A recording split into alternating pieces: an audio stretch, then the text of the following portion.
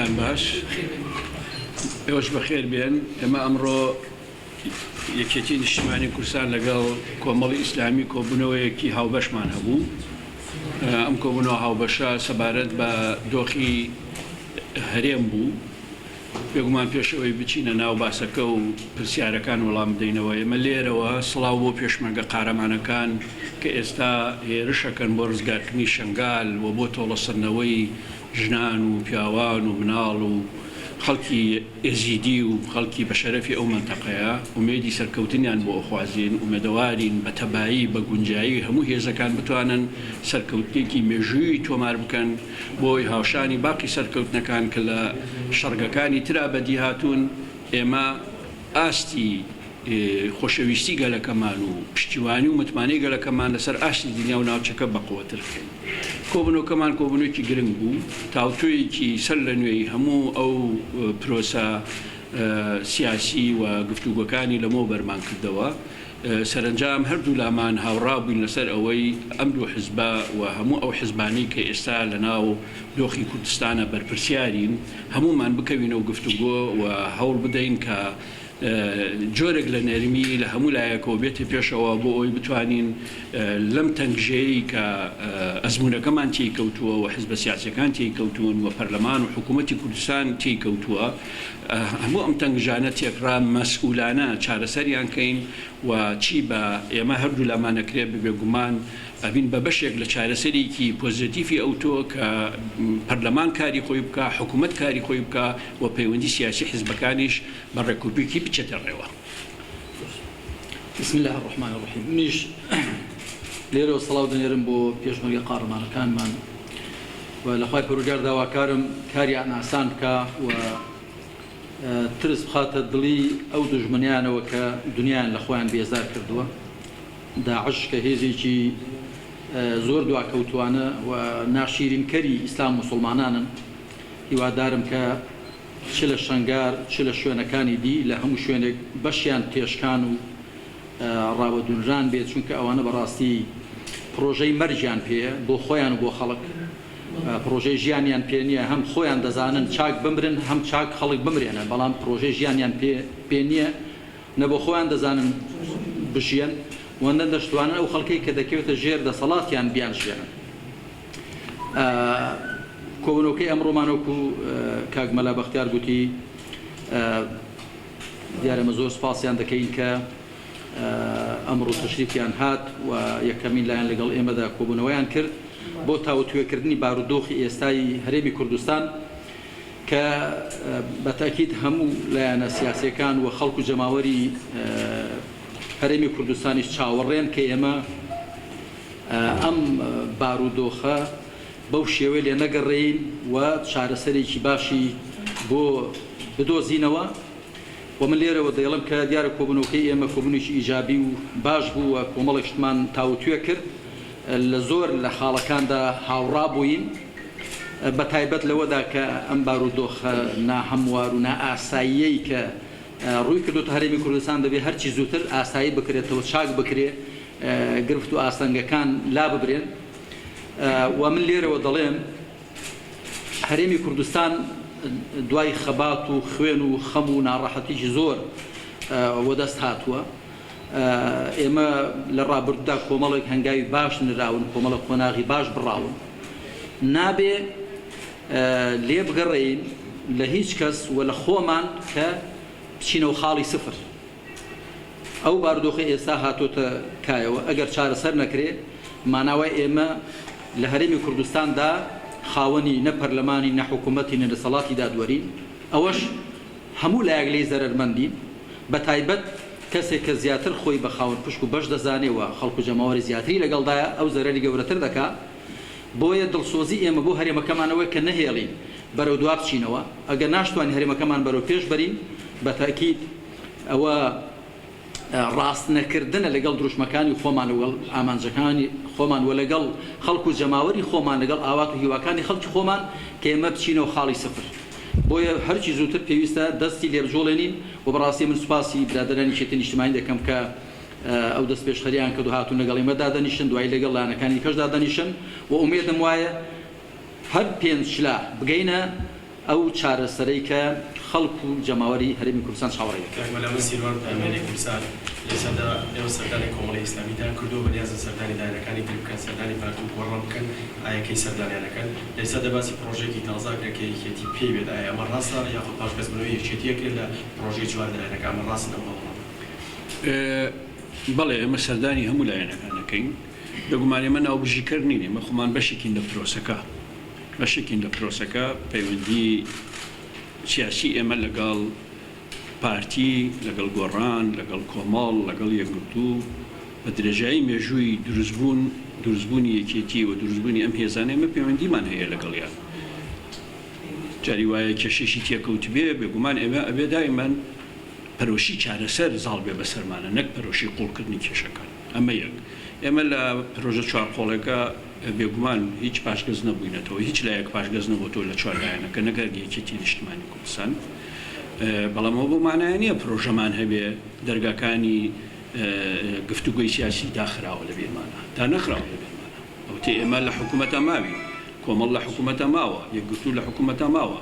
پێرێ یەکگرتوو لەسەر ئاستی پارێزگای دووەک ڕێککەوتنێکی لەگەڵ بەرایانی پارتی کردووە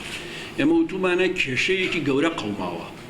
کە ئیزنی سەرۆکی پەرلەمان دراوە کە وەزیرەکانی گۆڕان نێراونەتەوە ماڵەوە ئەمە کێشەیەکە لە کێشە قوڵەکانی ئێستا بەڵام ئەمە هەموو کێشەکان نییە ئەم کێشەیە لەناو کێشەکانی تر ئەبێ بیری لێ بکەین و چۆن چارەسەریەکەین و سەبارەت بە پرۆژە لە ڕاستی ئێمە پرۆژەی نووسراومان نییە بەڵام ئێمە پێشنیارمان هەیە و گفتوگۆ زۆر گەرمترەکەین لەگەڵ هەموو لایەنەکان کە بتوانین چی بکەین پێگومان بۆیەش ئێستا لەگەڵ برایانی کۆمەڵ و لەگەڵ برایانی گۆڕان و یەکگرتوشدانیشین بۆی ئەوان لە ئێمە ورتر تێبگەن کە ئێمە ئەم زنجیرە گفتوگویانە چۆن دەست پێەکەین و سەرنجام هەر چوار لامان چۆن مەسلەی پرۆژەکە باشتر لە گفتوگۆکانی لەمەوبەر لەگەڵ برایانی پارتی مەترحکەینەوە و گوێش بگرین بەڕاستی بە زۆر گرنگە ئێستا جەنابی کاک مەسعود لە جەبەکانی شەڕایە ئومێد دەکەین سەرکەوتوو بن و شانەزیکی مێژووی تۆمار بکەن لەو شەڕانە کە کاک مەسعود گەڕایەوە ئومێد دەکەین کە سەرکەوتنەکان لەوێ و هەوڵەکانی ئێستای هەموو لایەکمان ببێتە مای ئەوەی کە دەستپێشکەریکی تازە لەلایەن پارتی و جەنابی سەرۆکی هەرێمیش کە کاک مەسعودە تا ئێستا ببینین و ئێمەش درێغی نەکەین.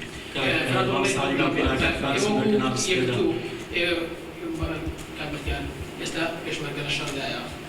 ئێستاەوە ئێستاش کۆمەڵ و یەکێتی لە کۆبوونەوەدا پامی ئێوە و یەکێتی بۆ پێشمەرگە و خەڵکی شنگاتیا هەر بزەر پرسیارەکە بۆ مامۆستا پامی ئێوە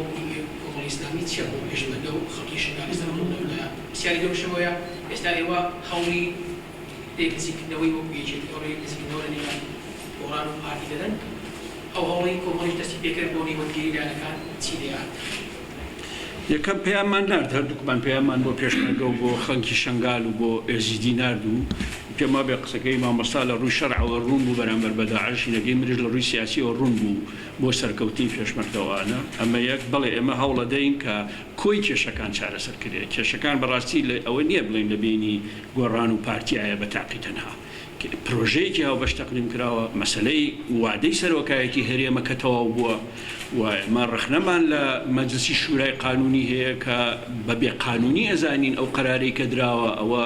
دقەتی قانونی تیا بەکار نەبوو لەسەر کۆی ئەمانە بەڵام بە ئەمری واقع تا ئێستا کاک مەسعود سەرۆکی هەرێمە ڕاستە تا ئێستا ئیشەکان ڕوبەڕووی ئەو بۆتەوە کۆی ئەم کێشانە ئێمە دەبێ قسەی لەسەر بکەین و چارەسەریکەین چیشمان پێ بکرێت ئەگەر ئێمە کێشەمان قوڵتر بێ لەگەڵ پارتی برادران یارمەتیەمان بەن مەمنونیانین ئەگەر گۆڕان کێشەکانی لە ئێمە و گۆڕان و یەکگرت و قوڵتر بێ هەمومان یارمەتی هەمویان بدەین بۆ ئەوی چارەسەری بکەین مەسئولیتمانە. بەنسبەت ئێمە هەوڵێکی تازەمان نەبووە بۆ نێوەنگیری کاتی خۆش تێ بوو ئەو بکە لە نێوەی ڕێدا پەچیان خست بەڵام وەکو کاگمەلا بەختیار گوتی حەقیقەت ئێمە قەزیەوە نییە هەری پارتی و گۆڕان پێک بێنین پێش خۆ پێشاندانەکان و پێش ناردنەوەی سەرۆکی هەرێم و وەزیرەکانی گۆڕانیش کێشە هەر هەبوو خەڵکی دەتوع کرد بچێ بۆ دەرێ گەنجەکان سەری خۆ هەڵبگرن خەڵک بێزار و خەڵک ناڕەحەتە کەواتە ئەم ئێمە دەستەوێخەی لەگەڵ کۆمەڵێک کێشەدا بێموچەیی بێبازاڕی بێکاری بێهیوایی خەڵک مەترسی خەڵک دڵڕاوکەی خەڵک ئێمە حقیقەت بەرپرسیاری بەرامبەر بەم خەڵک و کۆمەلگایەکە کەش و هەوایەکی وا بێنینە ئاراوە ئەم ترسانە بڕەوێنینەوە و پاشان ئەو گرفتە حیاتیانەی خەڵک ئەو گرفتی ڕۆژانەی ژیانی خەڵک چارەسەرکەی ماسانی باکە فارسم دەست پێ دەپرسیارەکەی منەوەیە ئەوە پێشتر قسەتان لەسەر دەستوری سەرۆکی هەرێم دەبێت ئێستا قسەکە گرێدراوە بە گۆڕان و حکوومەت و پیشانەوەی لایەنەکان لە حکوومەتە لەو کۆبنەوە باسی ئەوەتان کردیان لە دوو پرسە گرێدراوی یەکن مەسەلەی سەرۆکی هەرێم و دەستور و گەڕانەوەی وەزیرەکان و حکوومەتە خۆی بمێنێتەوە یاخود ئێوە ئێستا تەنیا قسە لەسەر حکوومەت دەکەن کاگمەلا بەتە پرسیارەشم بۆ جەناب بڵێنەوە گۆڕان و پارتیدا یعنی ئەوە یەکێکی نیشتیمانی کوردستان کامیان هەڵدەبژێر لەگەر ئەو دۆخە چارەسەر نەبوو بەڵێ بەنسبەت ئەوەی ئێمەوە بەڕاستی جارێ ئەمڕۆ باسی دەستورمان نەکرد ئێمە ئێستا شتی دیکە هاتوۆتە پێش جارە تۆ دێ بارودۆخەکە ئاسایی و یاسایی پێوە و دەبێ ئەوە ئاستەنگانەی هەن لە بەردەم کۆبوونەوەی هەموو لایەنەکاندا ئەو پێنج لانەی کە کاتی خۆی حکوومەتی بنکەفراوانمان پێکەنە ئەو ئاستەنگانە لابچن بارودۆخەکە ئاسایی بکرێتەوە دابنیشین بۆ ئەوە کە چارەسەر بۆ کۆی ئەو کێشانە دابنی لە نێویشیاندا مەسەلەی سەرۆکاتی هەرێم و پاشتر دەستور و هەموو ئەو قەزیانەی کە هەن وە چاوەڕێی چارەسەرەکە بەنسبەت ئێمەوە گۆڕان پارتی ئێستا دیارە ینی لەم پێنج لایەنە و لە ناو هەموو لایەنەکانی کوردستانە گۆڕان بریندار کراوە و پارتیش ڕخنەی زۆرە لە گۆڕان سەبارەت بە ئەو وەزعی کە دروست بوو هەڵکوتانە سەربارەگا ئەمانە ئاراستەی ڕخنەکانی پارتی بەرامبەر بە گۆڕانە گۆڕانیش ڕوونکردنەوەی هەیە بەرامبەر بە هەموو ئەوانە لە حقیقەتە ئەمە زۆرمان پێ خۆشە ئەو بڕیارەی کە دراوە بۆ ڕاگیرانی شەڕی ڕاگەیاندن پێمان بڕیارێکی گرنگە ئومێدەوارین هەردوو لایەن بە دیقەت ڕەچاوی بکەن جێبەجێ بکەن ئەم شەڕی ڕاگەیاندە بەم شێوەیە کە ئەو ئەکرێ نە خزمەتی منطقەکە نە خزمەتی فرۆسە و چارەسەری سیاسی و قانونی شەکا بە حقیقەت ئەمە نەتیجەی چارەسەر نەکردنەکانە بۆیە بێ چارەسەر زاڵکەین بۆی نەتیجە خراپەکان وەلاوەنی لە بینی گۆڕان و پارتی ئێمە تا وەکوتم ئێمە ناوبژیکردین ئێمە بەشێکین لە پرۆژە چارپۆڵەکە بێگومان دواتوانای خۆمانەخینەکان و دڵنیان بەرەدرێنی کۆمەڵ و یەکگرتووشە بە هەمان هەناسەی پەرۆشی لە مەیدانەکەن دواتوانای خۆمانەخینەکار کە گرێکوێرەکان بکەینەوە لە بینی هەموو لایەکمان لە بینی پارتی و گۆڕانیش دواتوانای خۆمانەخینەکە بەڵام ئێمەش سیاسەتەکەین مەسئولیەتمان هەیە بەیانی بزانین پارتی و سەرۆکایەتی هەرێم بە هیچ شێوەیەک ئامادەنی گوێ لە ئێمە بگرێ ئەم چوار لایەنە و تەرحەکانی ئێمە بۆ چارەسەر کە تەرحی گونجاون کە تەرحی پڕ لە پەرۆشی ئەبن گوێمان لێ ناگرێ هەڵویستمانە بێ بەرامبەر بە پارتی و ئەگەر گۆڕانیش گوێمان لێ نەگرێ تەرحەکانمان عینی تەرحی گونجاو بێ و لە خزمەتی هەمووان بێ هەر گوێمان لێ نەگرێ سوور بێ لەسەر سیاسەتی خۆی بێگومان ئەو کاتە هەڵویستمانە بێت ئاراست لە کوردستان 24 پرسیارم بۆ بەڕێز بدامەکە پرسیارێکەمان چەند ڕۆژێکە دەنگۆیەوە هەیە جارێش بەڕێزەر سەلام باعیس دەگرێتەوە بۆ سەرۆکاتی پەرلەمان ئایا پێشنیارەوەتان بۆ کرێ ئەگەر یەکێتی پێشنیاری بۆ بکرێ سەرۆکی پەرلەمان بکرێتەوە ئێوە قبوڵیەکەن دووش پۆستێکی نوێ دراوە بەڕێز دکتۆر بەرهەم ئایا ئەم پۆستە چۆنی بووە بە ئیتفاق بووە ئەگەر بە ئیتفاق نەبووە چێ دایناوە بەڵێ یەکەم کەناڵ 24مان زیایی کرد پیرۆستان بێ ئومێدەوارین کەناڵێکی ئازاد و کەناڵێک بێ کە زۆرتر لە خزمەتی چارەسەر و قوڵکردنی پرۆسی دیموکراسی بێ ئەمە یەک دووهەم سەبارەت بە برای بەڕێزم کاک ئەرسەلان هیچ تەرحێکی وا بوو ئێمە نەکراوە ئەبەدەن تەرحی ترمان بۆ کراوە تەرحی چەوریش بووە بەڕاستی بەڵام ئێمە لە مەسلحەتی چارەسەری کێشەکانمان نەزانیوەوە ئەگەر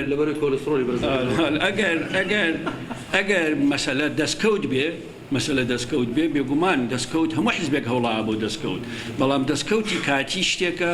و چارەسەری کێشەی بنەڕەتی بینی هەموو حیزبەکان و تەجروبەکەمان شتێکی ترە ئێمە چارەسەرە مەبدئیەکەمان پێ گرنگترە لەوەی کە چه حیزبێک زۆر یاکەمی بەرەکەوێ ئەمە بەنسبەت ئەوەوە بەنسبەت ئەوەی برای بەڕێز کاک بەرهەم من نازانم چی دراوەتێ بەحەقیقەت تا جواب نێوەنگیری نێوان بەغدا و هەولێر ئەو تا چەند ڕاستە ئەوەنێ علاقی بە یەکێتی نیشتیمانی کوردستان و ئێمە قەراری وەمان نییە و کاک بەرهەم کەسایەتێکی مؤهلە بۆ ئەو کارە بەڵام ئێمە قەرارمان نییە قەرارمان نییە باوەڕش ناکەم ئێمە قەرار نەدەین کاک بەرهەم قەراری هیچ لایەکی تر قبوڵ بکات بەڵێ منیش قادرم لە نافتی پرسیارێکم هەیە هەتا ئێستا لە کۆبوونەوەکاندا لە باسی ئەوتان کردو کە بوونەوەی لیدوکە بکرێ بۆ یەک کێشەی لەوە زیاتر پەرە لەسێنێت و پرسیاری دوم کاک بەراوردەیە باسی ڕاگەیاندیکردەوە و پرسیارە بکەم لە ئێستادا کۆمەڵێ لە ڕاگەیاندەکان ڕاگەیان پێ نەدەی لێندێ ناوچە ئیش بکات لە هیچ کۆبوونەوەیەکەوە لە کۆبوونەوەی پێشکۆڵیدا بڕیارەکە باسی ئەو شتانی بکەن کە ئەم کێشانە چارەسەر بێ بۆ میدیا کە چاوی هەرێمی کوردستان کە هەرێمی کوردستان پیشانی جیهانەدا بۆ جۆرە ماوەڵی لەگەڵا دەکرێت بۆ هەردووکان پرسیارەکەی وەڵام جەنا بەڵێ وەڵام من بەشی خۆم دەڵێم قاچاقکردنی ڕاگەیاندن لە هەر شوێنێکی ئەمەریمی کوردستانە پێچەوانەی ئەمەوە شیعارانێک کە بەرزماکردون لە ماوەی 20 ساڵی ڕابردوودا جا NRT بێ KNN بێ زاگرۆز بێ KTV بێ کوردستان TV بێ لە هەر شوێنێک نابێ ڕاگەیاندن قاچاقکەین بەڵێ ڕاگەیاندن دەبێت کۆنتترۆل بکرێت ڕاگەیاندن لە خزمەت بەرژەوەندی گشتیدا بێ و خۆی دوورکە لە بریندارکردن و لە هەندێک شێوازی نەگونجاو و نەشیاو بەڵام قاچاقکردنی هەر کەناڵی ڕاگەیاندن پێچوانەی دروست و شیعارەکانمانە کە بەرزمان کردوونەوە و من لێرەش ڕای دەگەێنم کە پێویستە پارتی دیموکراتی کوردستان بە تایبەت بەنسبەت NRTەوە و بەنسبەت هەر کەناڵێکی گەر قاچاقی کردبێ چاو بە بڕیاری خۆیدا بجێڕێتەوە و ئەوە خزمەت بە پارتی و بە دروست و شیعارەکانی پارتیش ناکەن جاوە مامۆستا عەلی باپیروا بڵێ وەڵام من هیچ قسەم بۆ نەما زۆر مەمنون